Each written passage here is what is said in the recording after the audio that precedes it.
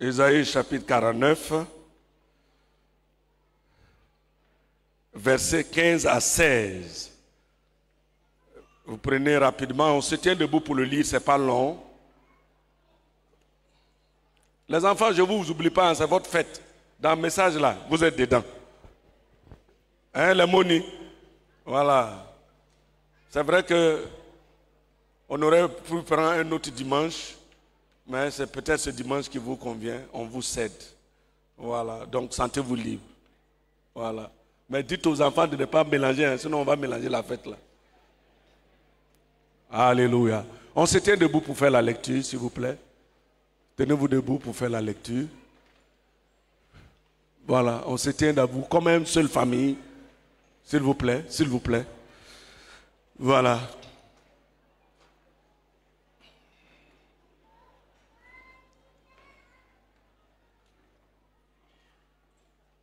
Voilà. Si vous y êtes, je fais la lecture.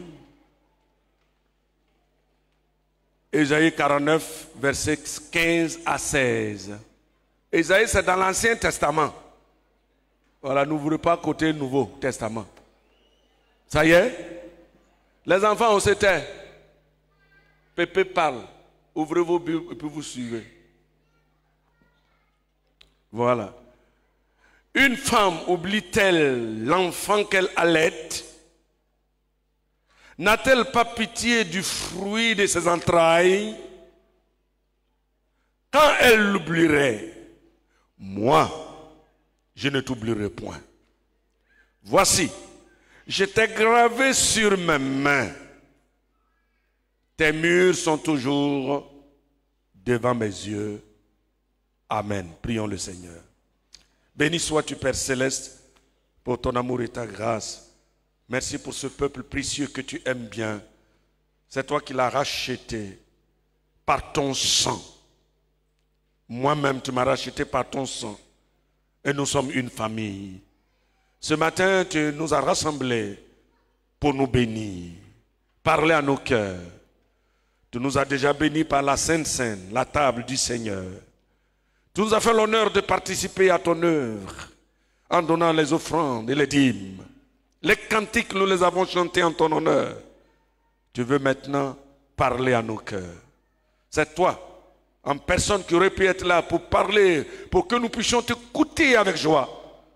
Mais il t'a plu de choisir des hommes terre à terre et insignifiants, pleins d'imperfections, pour parler à ton peuple.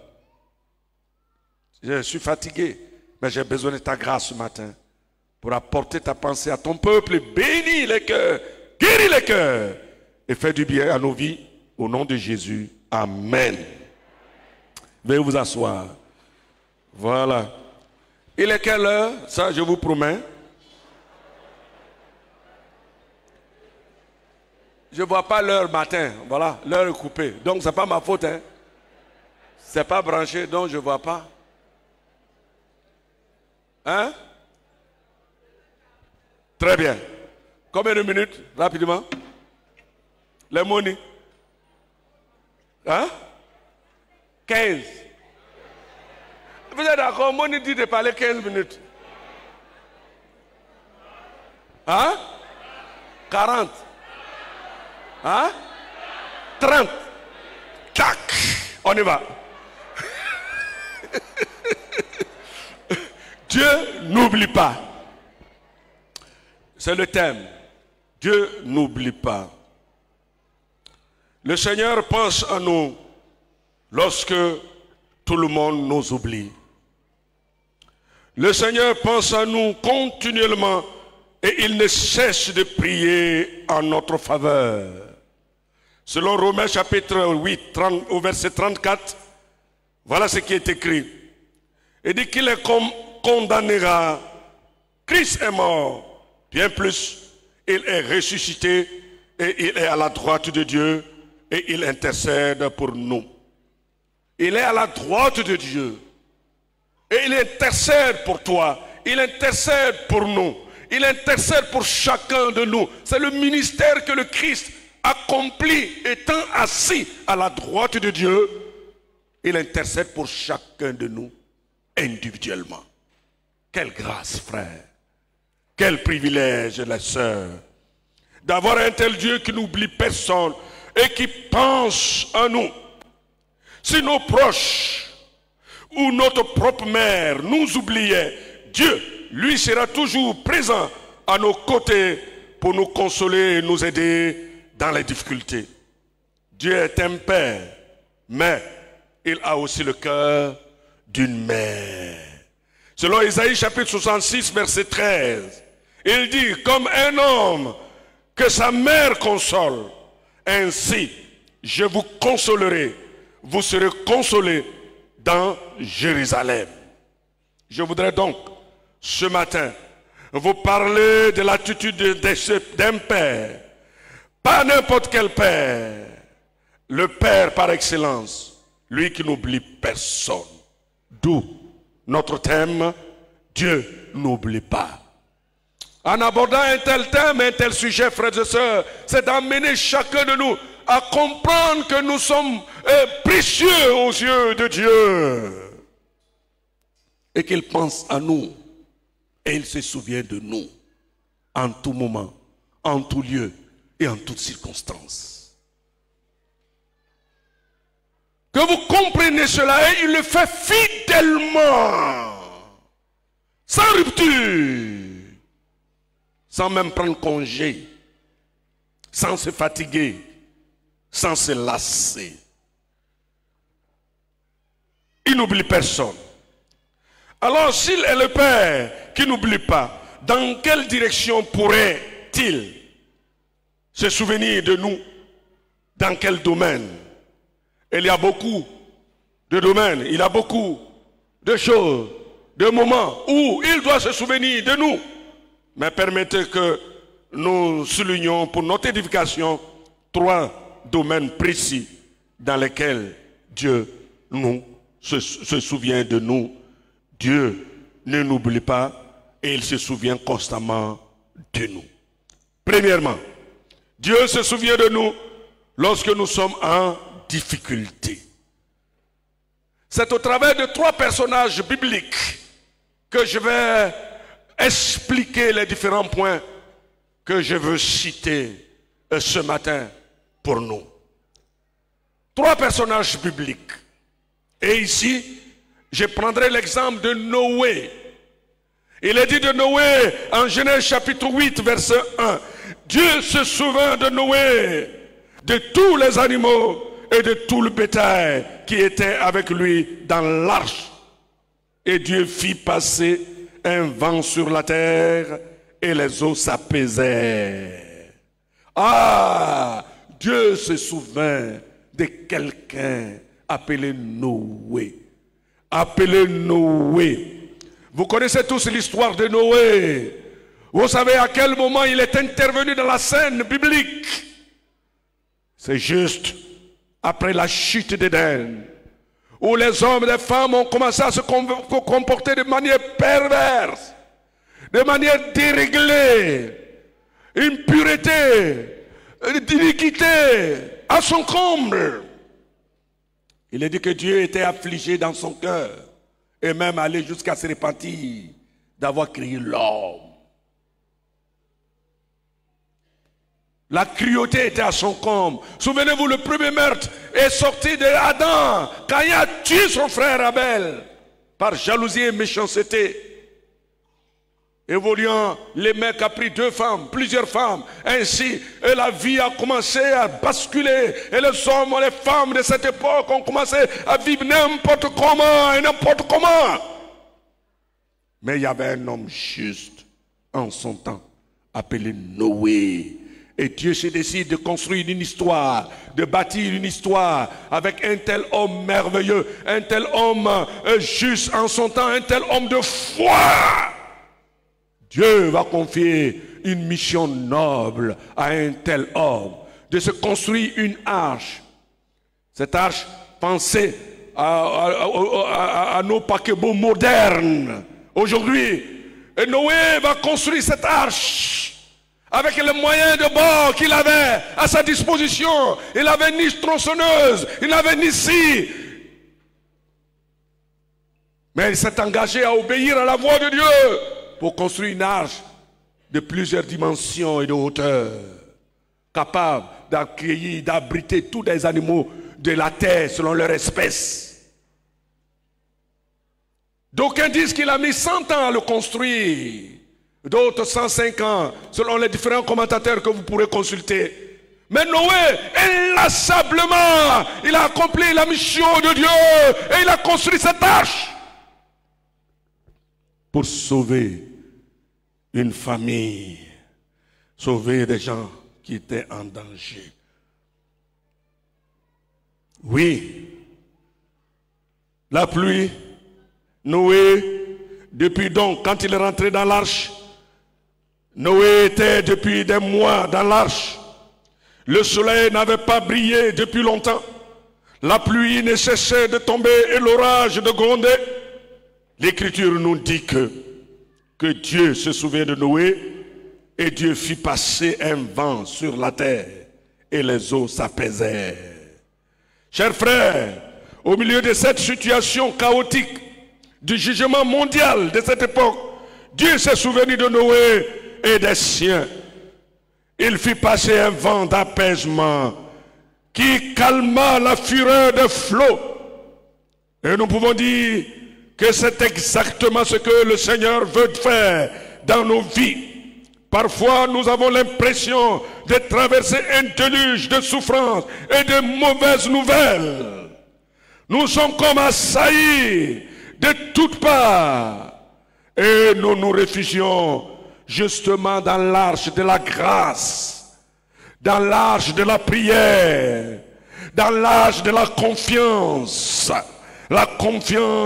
totale, dans la confiance à Dieu. Oui, confiance en Dieu. Et puis un heureux jour, Dieu se souvient de nous et envoie un vent pour calmer la fureur. Ces vents, je les ai nommés comme suit. Il envoie premièrement un vent de délivrance et de soulagement. Un vent de délivrance et de soulagement. Et c'est ce que Dieu veut faire pour toi, toi qui connais le déluge dans ta vie et l'orage qui ne cesse de gronder à ta porte. Cependant, tu t'es réfugié dans l'arche de la grâce de Dieu. Cependant, tu t'es réfugié dans l'arche de la prière, dans l'arche de la confiance absolue en Dieu. Mais le tonnerre gronde encore et le déluge tombe encore. Mais comprends, pour toi simplement, que Dieu envoie un vent de délivrance et de soulagement. Alléluia.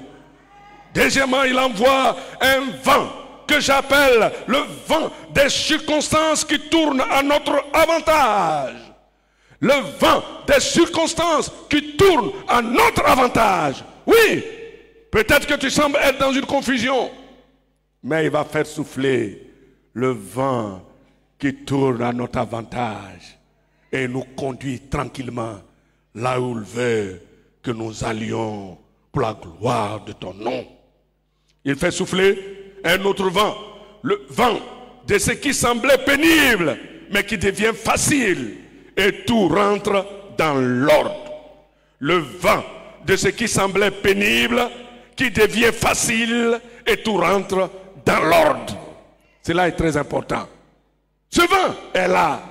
Il l'a à ta portée, à ta disposition. Toi mon frère, toi ma soeur, toi peuple de Dieu, enfant de Dieu, toi qui connais tous ces vents, tous ces vents-là qui souffrent.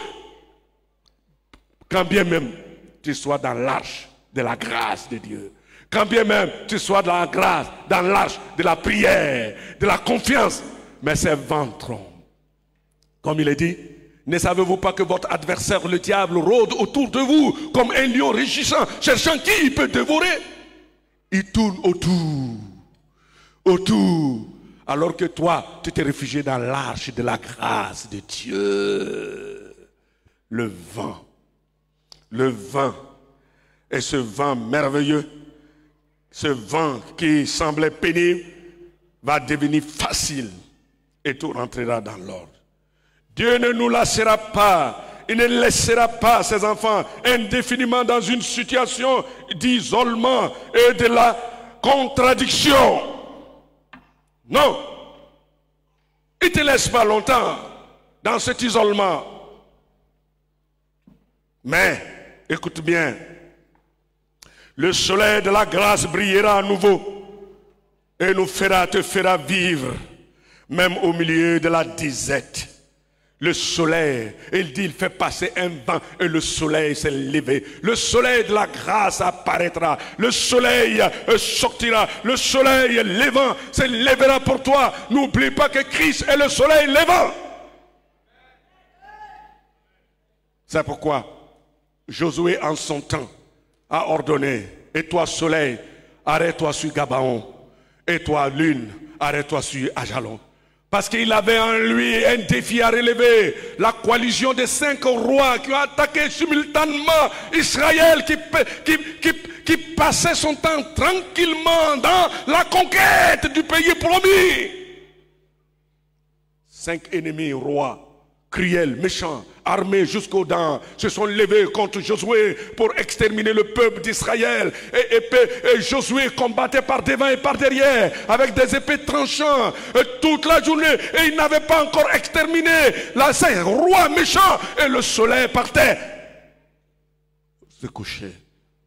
Il ordonne que le soleil arrête. Arrête sur Gabaon. Arrête sur Gabaon. Cher frère, le soleil ne se couchera jamais tant que tu n'aurais pas atteint tes objectifs à toi et tout ce que le Seigneur a préparé pour ta vie, pour tes enfants, pour ton avenir et pour ton pays. Ce soleil brillera. C'est le soleil de la grâce, le soleil de la protection, le soleil du secours, le soleil de l'assistance. Et il fait lever son soleil magnifique sur ta vie et sur ta personne. C'est ce que vous devez comprendre. Quand nous sommes dans cette famille, c'est pourquoi amenons nos enfants dans la famille, dans l'arche. Et Noé a construit cette arche pour sauver sa famille. 8 personnes y étaient dedans. Et ces 8 personnes ont connu justement le réveil de Dieu dans leur famille, dans leur vie. Et c'est ce que nous devons comprendre. Amenons nos enfants, amenons nos protégés, amenons nos peuples, entrer dans cette arche de la grâce de Dieu, afin qu'ils puissent bénéficier de la faveur de Dieu. Car Dieu ne s'oublie pas ces enfants qui sont dans l'arche. Il se souvient. Il s'est souvenu de Noé. Dieu se souvient de tes enfants. Dieu se souvient de ton peuple, de ta famille. Nos enfants, apprenons à les amener. Ne les laissons pas dehors. Le vent est impétueux. Les animaux sont là. Il y a une catastrophe mondiale contre nos enfants, contre la famille. Les lois de la famille sont erronées de nos jours. Des lois sataniques, des lois diaboliques, où la notion de la famille même est mise en cause. Comment vous pouvez amener les enfants à se douter sur leur sexe? Je suis masculin. Est-ce que tu es sûr que tu es masculin? Est-ce que tu es homme? Est-ce que tu es sûr que tu es enfant? Tu es femme? Créer une confusion mentale. C'est diabolique. Diabolique. Mais vous, chrétiens, amenez vos familles dans l'arche comme Noé. Ils étaient 8. Et protégez-les de ce chaos mondial. Oui, dans l'arche, ne pensez pas qu'ils sont isolés définitivement. Mais Dieu se souviendra de cet isolement et il viendra avec son soleil pour vous éclairer et pour vous conduire. Et vous serez tous des instruments de réveil. Oui, les enfants, vous serez des instruments de réveil. Et vous conterez l'histoire. Comment Dieu a sauvé votre famille. Comment Dieu a protégé papa. Comment Dieu a protégé maman. Comment Dieu a protégé votre village. J'ai peur que les enfants de Noé l'ont compté. Cette camp, Japheth. Ils ont compté comment Dieu les a protégés dans l'arche. Enfin, j'ai 30 minutes, j'ai bouffé beaucoup déjà. Deuxième élément, alléluia, Dieu se souvient de nous. Dans quel domaine? Dieu se souvient de nous lorsque nous allons vers lui dans la prière. Voyons le cas de Anne, la mère de Samuel. En 1 Samuel chapitre 1, verset 19. Elkana connut Anne, sa femme, et l'Éternel se souvint d'elle. Anne était une femme frappée par le mal de la stérilité. La stérilité était une véritable opprobre et une honte. Mais cette femme, l'amertume dans l'âme, a prié le Seigneur de tout son cœur. Et le Seigneur l'exauça en lui donnant un fils du nom de Samuel. Ce qui signifie exaucé de Dieu. 1 Samuel chapitre 1, verset 10. Son combat dans la prière fut rude et long. Mais elle a surmonté les obstacles de l'incrédulité, de la rébellion et du découragement. Elle aurait pu se décourager devant le silence de Dieu et les attaques de Pénina, sa rivale. Mais elle ne l'a pas fait. Elle ne s'est pas rébellée. Elle ne s'est découragée. Elle a surmonté l'obstacle de l'incrédulité. Et c'est ce qu'il faut comprendre, frère. C'est ce qu'il faut comprendre, ma soeur. Devant le silence de Dieu, évitez de vous constituer en rebelle. Devant le silence de Dieu, évitez de maugréer, évitez de murmurer, évitez de poser des actes qui peuvent vous compromettre plus tard. Peut-être que tu connais un combat rude en ce moment. Mais un combat long que Dieu t'impose. Parce qu'il a un objectif à atteindre avec ta personne, avec ta vie. Et il t'impose cela. Un silence total. Qu'on appelle le silence de Dieu. Est-ce que Dieu est silencieux? Non, il te voit, mais il est en train de te regarder. Toi qui as décidé de marcher maintenant devant lui. Au début de ta foi, il marchait devant toi. Dans ta croissance, il marchait avec toi. Dans ta maturité, toi tu marches devant lui et il te regarde.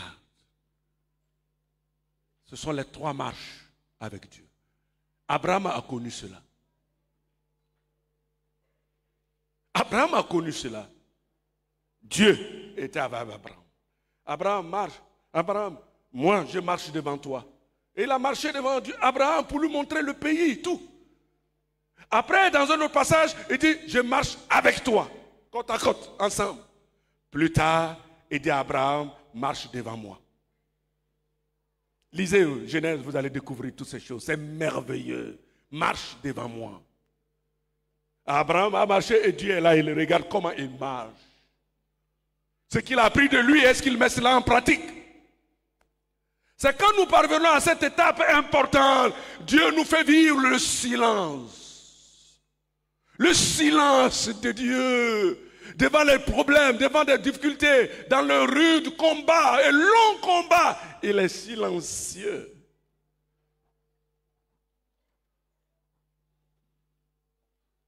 Mais il a une réponse. Et la réponse va tomber. De la prière de Anne, à ce silence et ce comportement que Anne a vécu, qu'est-ce que nous pouvons apprendre de ce silence et de la prière de Anne? Ce récit de Anne nous apprend 3 choses. Premièrement, la persévérance dans la prière. Il faut persévérer dans la prière. Deuxièmement, à croire envers et contre tout. Il faut toujours croire. Croire! Je te dis que si tu crois, tu verras la gloire de Dieu. Amen. Crois. La croyance envers et contre tout. Envers et contre tout. Il faut croire. Et croire jusqu'au bout. Et troisième chose que cette prière, ce récit nous apprend, c'est de demeurer dans la foi. Demeure dans la foi. Reste dans. Demeurez. Restez dans. Ne quitte pas. Ne vacille pas. Ne crois pas que c'est quand on quitte les assemblées de Dieu pour aller ailleurs qu'on obtient la réponse. Non. Il Il y a beaucoup de choses qui trompent les frères. Ils quittent. Et quand ils arrivent dans le lieu, la chose s'accomplit. C'est une heureuse coïncidence parce que le temps que Dieu a donné pour exaucer, c'était là, ça arrivait. Cela ne veut pas dire que c'est ce lieu-là qui t'a donné la réponse. C'est cette confusion que vous faites dans la tête et qui vous fatigue. Puisque Dieu a décidé de te donner à cette date, quand la date arrive, il ne se dédie pas. Peu importe l'endroit où tu te trouves, il te donnera.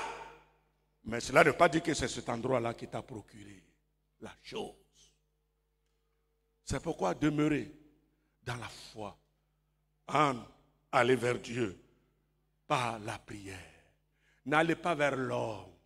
Élie était là, le sacrificateur, mais il a confondu. Quand il a vu Anne qui parlait, il dit, ben, tu parles comme une femme ivre. Élie ne pouvait pas comprendre la douleur de cette femme, qui est la douleur dans l'amertume, dans l'âme, qui pleurait pour son problème. N'oubliez pas que Élie, déjà avec les yeux flous, dit l'Écriture, il était capable de discerner la pensée de Dieu. Aller vers Dieu plutôt que d'aller vers les hommes. Amen. Aller vers Dieu. Pas les hommes. Qu'est-ce qu'un homme peut faire pour toi, mon frère? Il est dit, maudit soit l'homme qui se confie en l'homme, qui prend pour appui l'homme. Mais béni soit celui qui se confie en l'Éternel. Demeurez donc. Chers frères, chers sœurs, oui,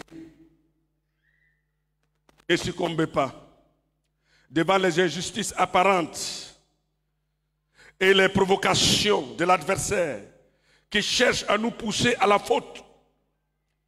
Quand nous sommes dans de telles situations, il y a des provocations de l'adversaire et qui te poussent à la faute. Qui te poussent, il te pousse à commettre la faute. Non! Ne cédons pas. Peuple de Dieu, ne cède pas. Dis à ton frère, ne cède pas à la provocation du diable. Non, ne cédez pas. Ne confondons pas, ne succombons pas devant les injustices apparentes, devant les provocations de l'adversaire qui cherche à nous pousser à la faute. 1 Samuel 1,6 dit, sa rivale lui prodiguait des mortifications pour la porter à s'irriter de ce que l'Éternel avait rendu stérile. Le but de Pénina, c'est de l'amener à s'irriter contre Dieu et abandonner. Mais elle n'a jamais cédé à toutes ces provocations. Non. Le Seigneur se souvient de toutes les prières de ses enfants et même de leurs larmes. Dieu s'est souvenu de tes larmes. Ne pense pas qu'il n'a pas vu tes larmes. Il l'a vu. C'est pourquoi faites attention, vous qui faites pleurer les autres. Toi qui fais pleurer ton mari par ton comportement belliqueux. Toi aussi qui fais pleurer ta femme par ton infidélité récurrente. Une infidélité récurrente. Tu l'as fait pleurer. Dieu se souvient des larmes. Ésaïe, et le psaume 56, verset 9. Tu comptes les pas de ma vie errante. Recueille mes larmes dans ton outre. Ne sont-elles pas inscrites dans ton livre? Le Seigneur recueille les larmes dans son outre. Faites attention. C'est pourquoi dans mon petit parcours ministériel, j'évite de faire pleurer les autres. Non. Je ne veux pas qu'on prenne mon nom pour pleurer. Donc si je dois m'abaisser, m'humilier, je vais me dire, pour ne pas que tu dises mon nom. Mais si je le fais, que tu continues, maintenant tu es responsable de tes actes. Et ces larmes-là vont tomber sur ta tête et ça va t'enfoncer complètement. C'est pourquoi il met en garde. Ne faites pas pleurer les serviteurs de Dieu. Il dit, veillez sur vos armes. Attention les larmes. Évitez de faire pleurer les autres. Ne succombez pas. Adressons donc lui nos prières de foi avec des cœurs purs. Le Seigneur ouvrira bientôt le ciel de l'exaucement et de l'abondance Voilà ce que le Seigneur fait. Toi qui as pleuré, comprends cela. Oui, adresse ta prière à Dieu avec un cœur pur. Il va ouvrir les portes du ciel de l'exaucement. Le temps hivernal de la stérilité laissera la place au temps de la joie et de la productivité. Voilà ce que Dieu fait. Le temps de la productivité est devant ta porte. Saisis cela ce matin. Amen. Le temps de la productivité est là. Oui, les larmes, c'est sèche tes larmes. Mais saute dans le contexte et dans le domaine de la productivité parce que ton Dieu t'a écouté. Troisièmement, Dieu se souvient de nous pour récompenser nos bonnes œuvres. C'est le troisième point. Dans quel domaine Dieu se souvient? Il se souvient de nous pour récompenser nos bonnes œuvres. Voyons le cas de Corneille. Oh, Corneille, Corneille, Corneille, Corneille. Dans Actes chapitre 10, verset 4, les regards fixés sur lui et saisi de froid, il répondit, « Qu'est-ce que, Seigneur ?» Et l'ange lui dit, « Tes prières et tes aumônes sont montées devant Dieu. » Et il s'en est souvenu. Oh, voilà, il s'en est souvenu. C'est souvenu de Noé dans les difficultés. Il s'est souvenu de Anne lorsqu'elle allait vers lui par la prière. Maintenant, il se souvient de Corneille. De Corneille pour récompenser ses bonnes œuvres. Oui, Corneille était un homme pieux et fidèle qui priait Dieu continuellement et faisait beaucoup de monde au peuple. Actes chapitre 10, verset 2. Sa foi n'était pas seulement théorique. Ce n'était pas une foi théorique. Non. Chaque jour, il s'appliquait à faire le bien autour de lui. Nous ne savons pas comment, mais nous savons qu'il le faisait de telle manière qu'il était agréable au cœur de Dieu. Il l'a fait jusqu'à le cœur de Dieu était content de lui.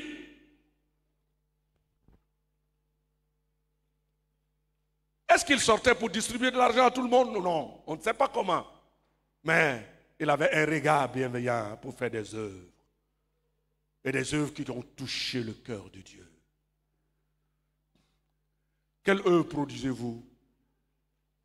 Est-ce que vos œuvres que vous produisez sont capables de toucher le cœur de Dieu et amener Dieu à se souvenir de vous continuellement pour vous récompenser?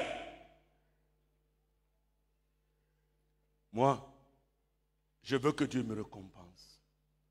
Et s'il me récompense, je suis heureux. Il est dit que c'est seule sa bénédiction qui enrichit et cela ne fait suivre d'aucun chagrin.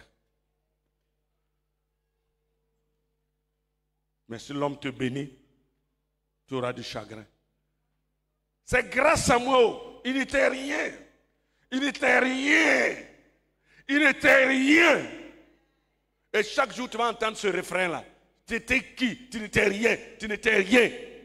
Oh là, écoutez.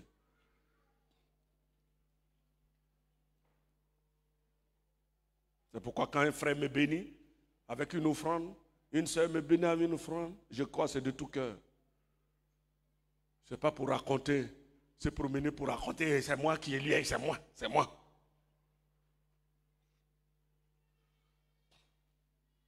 Tu n'auras rien après, et puis tu vas agacer tout le monde.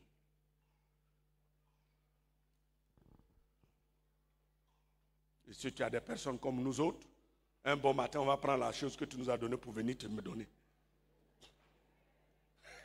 Allez, prends ta chose et puis fous le camp. Ça fait combien? Allez, prends ta chose. Vous le camp devant moi. Allez, c'est fini. Tu auras honte. Laissons les œuvres parler en notre faveur et posons-les de tout notre cœur pour que Dieu se souvienne de nous. Pas un homme. Amen. Le pasteur peut t'oublier. L'église peut t'oublier. Et tu n'es pas la seule personne que l'église a oubliée, que les hommes ont oublié. Il y a Joseph, le mari de Marie, qui a été oublié. et qu'il en a fait déjà un problème. Tranquillement, il s'en est allé au ciel.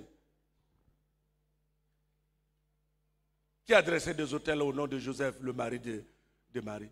Mais c'est à Marie on fait des autels chaque fois. Et puis on s'en va pleurer devant. Marie, mère de Dieu. Marie, mère de Dieu. Marie, mère de Dieu. Et Joseph qui a pris Marie, ils sont allés en Égypte. Il a pris sur son âne. Il allait nettoyer, il a enlevé couche de Jésus. S'il y avait couche. Parce que moi j'ai enlevé couche d'Eliora. Hein? S'il y avait couche, Joseph a fait tout ça la nuit. Et Marie dormait. Et puis il a pris petit Jésus. Ne plaît pas, ne plaît pas.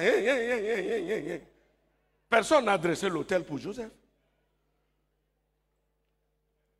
Mais ça a dit qu'il a été oublié de Dieu.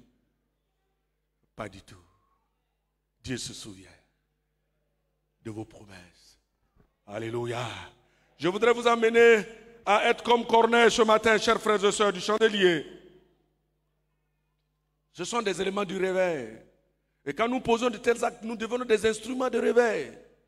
Les enfants aussi peuvent l'être en apprenant de telles choses. À faire, Dieu se souvient.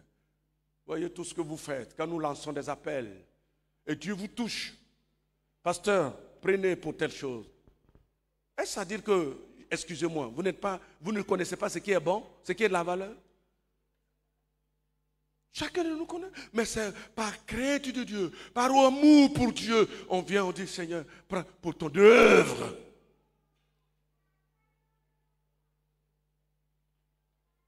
Cette eau que nous avons mis à Pétionara, les gens vont boire jusqu'au retour de Jésus.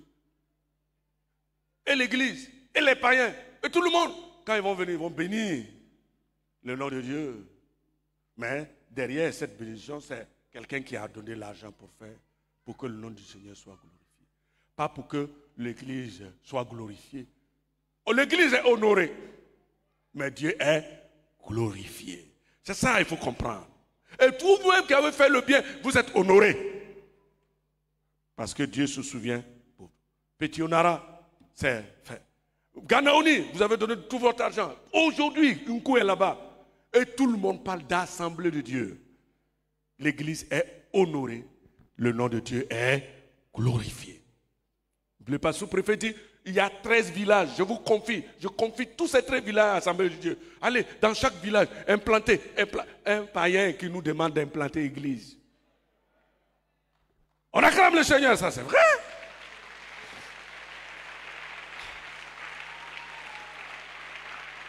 Mais c'est vous qui avez donné. Et vous continuez de donner. Aujourd'hui, il y a un défi d'une maison qu'on va construire. C'est pourquoi je dis, peut-être que Dieu nous conduit dans ce sens-là. Tabernacle, maison, tabernacle, maison. Et nous tous, si le Seigneur tarde à venir, nous allons disparaître. Mais ces maisons et puis ces temples-là vont rester. Mais l'histoire retiendra qu'à une année donnée, voilà une église qui est venue ici, voilà ça. Et dans cette église-là, tu es dedans, je suis dedans, mon frère est dedans, ma soeur est dedans. Quelle grâce de pouvoir contribuer au rayonnement de l'évangile d'éternité en éternité, jusqu'au retour de Jésus. Alléluia! Que Dieu continue de bénir et que nous soyons des fils et des filles, comme le docteur Chamako l'a dit, nous soyons au service de notre église, mais au service de notre nation, la Côte d'Ivoire. C'est ça son thème, son désir, que nous soyons au service de notre église, Assemblée de Dieu, de Côte d'Ivoire. D'abord, travailler pour faire avancer l'œuvre, mais être au service de notre belle nation, la Côte d'Ivoire, et par ricochet le monde entier, que nos bras s'étendent dans tout cela. Dieu récompense, se souvient de nous pour récompenser nos bonnes œuvres quand nous savons faire du bien. Faire le bien signifie satisfaire les besoins de nos prochains. Faire le bien, c'est de s'arrêter, secourir le blessé du chemin en lui prodiguant des soins d'urgence. Voir le bon samaritain, Luc chapitre 10, verset 33. Faire du bien, c'est s'occuper des autres. Il est dit, ne nous lassons donc pas de faire du bien, car un jour, le Seigneur nous récompensera pour chaque petite action que nous aurons faite en son nom. Matthieu chapitre 10, verset 42. Et Hébreux chapitre 6, verset 10 dit, Dieu n'oubliera jamais ce que nous faisons. Bref, frères et sœurs, Dieu ne t'oublie pas. Il ne t'oublie pas, il se souvient de toi lorsque tu es en difficulté. Il se souvient de toi quand tu vas vers lui par la prière. Il se souvient de tes œuvres pour te récompenser. Que le Seigneur vous bénisse. Amen. Alléluia. On s'était debout, on va prier. Alléluia. Oh Seigneur, merci. Alléluia, alléluia, alléluia. Merci, merci, merci, merci. Que Dieu vous bénisse. Oh Seigneur, Seigneur, à toi la gloire, à toi la louange. Merci Seigneur pour ta parole que nous avons prêchée dans la liberté de la chair. Mais ce matin, tu sais, oh, il y a quelqu'un qui passe peut-être par des difficultés, mais tu viens de l'encourager, que tu l'oublies jamais. Alléluia. Oui, viens à ses côtés et fais souffler le vent pour calmer, le vent qui tourne les circonstances négatives aux circonstances heureuses. Seigneur, fais souffler ce vent sur mon frère, sur sa maison, sur son toit. Ce frère, cette soeur qui s'est réfugiée dans l'arche de la grâce, de la prière et de la confiance en Dieu. Seigneur, bénis l'Église et tous ceux qui viennent vers toi pour leurs difficultés. Seigneur Jésus, oh Dieu, dans la prière, comme tu t'es souvenu de Anne, souviens-toi, oh, de mon frère, de ma soeur. Seigneur, et donne à ne point, Seigneur, céder à la provocation, à ne point tomber devant le silence apparent de Dieu, mais rester dans la foi, en comptant sur toi. Aide-nous à continuer à poser des actes qui honorent ton nom, à poser des œuvres qui glorifient, qui honorent le nom de notre Père, car tu te souviens de nous pour nous récompenser et récompenser nos bonnes œuvres. Bénis l'Église, bénis cette parole, au nom de Jésus. Amen.